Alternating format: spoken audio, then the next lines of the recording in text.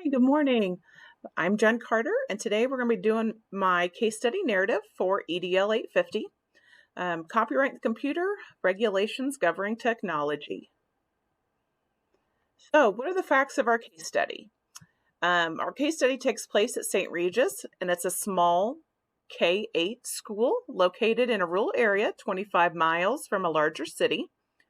PTA raises funds, and over the last 3 years, they were able to purchase 20 computers for a computer lab in the school available to teachers and students.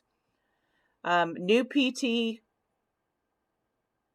part-time, a new part-time computer assistant was in charge of the lab, and she distributed a form to see what programs the teachers needed for the computer lab.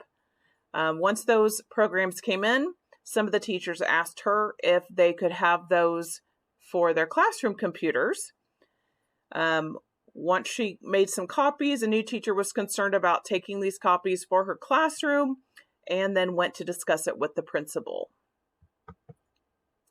So we're going to evaluate our legal issues and ethical issues right now, knowing just that little bit. Legal issues, software may have copyright laws pertaining to the reproduction of its software. Ethical issues, doing something that is possibly illegal to save money, do's or don'ts. All right, so here are the facts. We have Mr. Keith Sample. He is our principal. We have Mrs. Lynn. She is our part-time computer assistant. We have Mrs. Williams. She is a third grade teacher. And Mrs. Brandon, she is our second third grade teacher. So, what? Teachers have asked Mrs. Lynn to make copies of new software for their classroom computers so they don't have to go down to the computer lab. Mrs. Brandon has concern about the copyright laws of making multiple copies of the new software. And where? This takes place at St. Regis School, rural area, 25 miles from a city. It's a K-8th grade school and about 420 students. So, summary. Mrs. Lynn started making copies of new software for classrooms on the request that some teachers in the building. Mrs. Brandon, a new teacher in the district, received a copy and had issues with this possibly being copyright infringement. Mrs. Brandon took her concern to Mr. Sample, the school's principal, and discussed her issues with the new programs being copied for multiple teachers. Then Mr. Sample then discussed the issue with Mrs. Lynn, who did not see a problem with it, and she then kind of threatened to get the PTA involved. So, priority information. Software was purchased for the computer lab. It was not purchased for the classroom computers. It is unknown at this time what the copyright laws are for those programs. And the PTA at this point should not be involved in the decisions of whether copies are being made or not. That was Mrs. Lynn saying that she would contact the PTA if Mr. Sample made her quit. So we have an action plan here. So we have a couple scenarios. Let me move this up here so we can read. Okay, scenario 1, scenario A. We do nothing and let Mrs. Lynn continue to copy the programs. Turn a blind eye. Scenario B, discuss problems with the school board and push to keep the issue quiet, save money in the long run, just use the copies they're already made.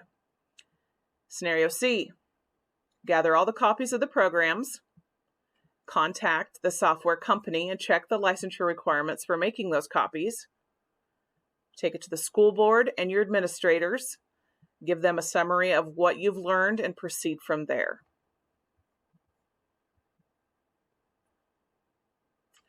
So, our pros and cons. So, our pros. In our scenarios, we need to do the right thing. And scenario C, we do the right thing. We have all the computers with the correct licensure for programs. Cons, we might upset the PTA.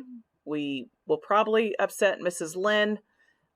She was just trying to help and doing something that's possibly illegal. but we do not know that yet. Okay, so plan development. First, we're going to gather all the jump drives with the copies of the programs from the teachers. I would go ahead and clear off any programs on the computers we don't know what's happening at this moment. Then we'll contact the software company, get the details about the program license. If it is free for student use after you buy one, then you're fine. But we don't know that. It could be that you have to pay a certain fee per license.